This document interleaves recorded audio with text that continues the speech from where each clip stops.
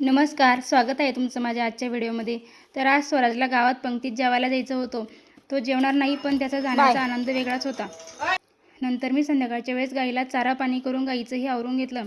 संध्याकाळी स्वयंपाक करायचा नव्हता म्हणून डस्टबिनमध्ये कचरा पडलेला होता, तोही इकडे जाळून टाकला.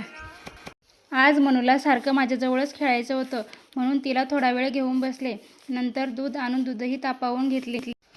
आज गावातल्या पंक्तीतून उडदाची डाळ आणि बाजरीची भाकरी आणली होती. मस्त बिग बॉस बघत बघत जेवण करून घेतले आणि नंतर घरातले हीटर भरायचे राहिले होते, तेही भरून घेतले.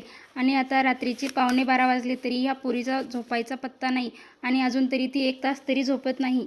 तर असा होता आजचा दिवस. जर व्हिडिओ आवडला असेल तर लाईक करा, शेअर करा आणि सबस्क्राईब करा. बाय.